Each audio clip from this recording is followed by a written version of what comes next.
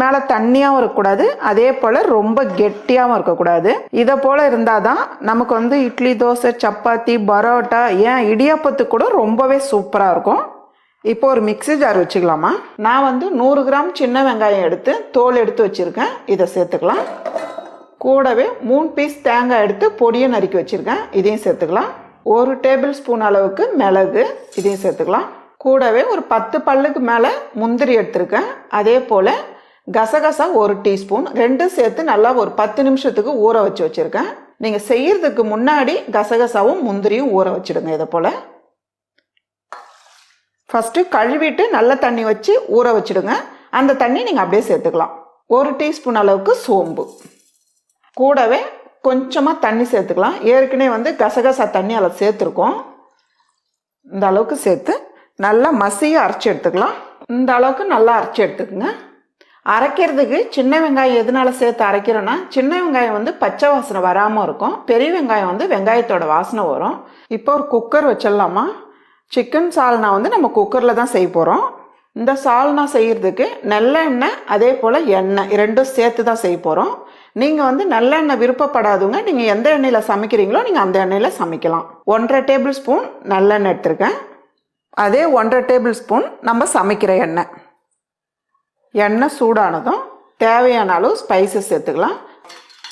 கொஞ்சம் லைட்டாக இது நல்லா செவந்து வரட்டும். நான் வந்து 4 பெரிய வெங்காயம் எடுத்து பொடியை நறுக்கியிருக்கேன். இப்போ அந்த வெங்காயம் சேர்த்துக்கலாம். ஃபஸ்ட்டு வெங்காயம் சேர்த்து நல்லா வதக்கிடுங்கம்மா. வெங்காயம் தக்காளி எந்த அளவுக்கு நல்லா வதங்குதோ அந்த அளவுக்கு சால்னாவோட டேஸ்ட்டு ரொம்ப சூப்பராக இருக்கும். பாருங்கள், வெங்காயம் வந்து இந்த அளவுக்கு வதங்கி வந்துகிட்டு இருக்கும் போதே கூடவே தக்காளி சேர்த்துக்கலாம். 3 பெரிய தக்காளி எடுத்து பொடியை நறுக்கியிருக்கேன். இதையும் சேர்த்துக்கலாம்.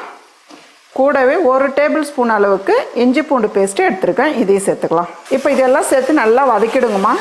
தக்காளி வந்து நல்லா மசிய வதக்கிடுங்க. பாருங்கம்மா, வெங்காயம் தக்காளி நல்லா இந்த அளவுக்கு வதங்கணும். நல்லா வழவழன்னு இருக்குது பாருங்கள். இப்போ இது கூடவே நம்ம சிக்கன் சேர்த்துக்கலாம். நான் வந்து 3/4 கிலோ சிக்கன் எடுத்துருக்கேன். நல்லா கழுவி மீடியமான பீஸாக வாங்கியிருக்கேன். இதை போல் கட் பண்ணி வாங்கிக்கோங்க. இப்போ வந்து சிக்கன் சேர்த்துக்கலாம். சிக்கன் சேர்த்துட்டு இது கூடவே 1.5 டேபிள் ஸ்பூன் மல்லித்தூள் சேர்த்துக்கலாம். கூடவே 1.5 டேபிள் ஸ்பூன் அளவுக்கு மிளகாய் தூள் சேர்த்துக்கலாம். நீங்கள் காரம் ரொம்ப கம்மியாக வேணும்னா 1 டேபிள் ஸ்பூன் சேர்த்துக்கலாம். கூடவே 1/2 டீஸ்பூன் அளவுக்கு கரம் மசாலா, 1/4 டீஸ்பூன் அளவுக்கு ஜீரகத்தூள் சேர்த்துக்கலாம். அதே 1/4 டீஸ்பூன் அளவுக்கு மஞ்சத்தூள். மசாலாலாம் சேர்த்து நல்லா பரட்டி விடுங்கம்மா. சிக்கன்லேயே சேர்த்து சிக்கனோட நல்லா மசாலா நல்லா ஏறணும். அந்த அளவுக்கு நல்லா பரட்டி விடுங்க.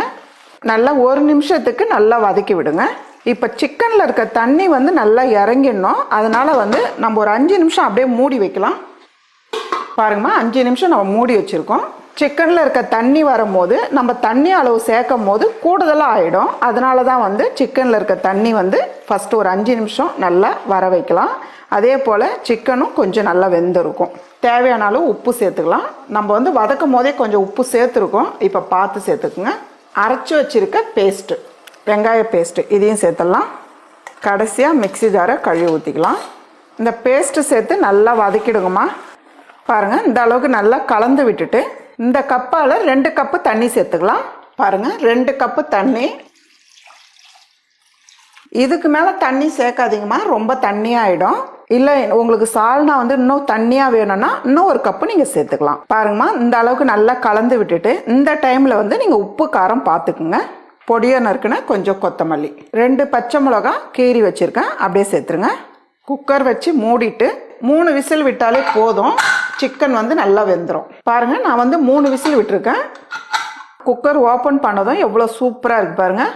நல்லா வாசனையாக இருக்குது. அதே போல் சிக்கன் சால்னா நல்லா வழவழன்னு இருக்குது பாருங்கள். பொடியை நறுக்குன கொத்தமல்லி. இந்த சிக்கன் சால்னா இதே போல் நீங்களும் வீட்டில் செஞ்சு சாப்பிட்டு பார்த்துட்டு உங்களுக்கு டேஸ்ட் எப்படி வந்திருக்குன்னு எனக்கு கமெண்ட்டில் சொல்லுங்கள்.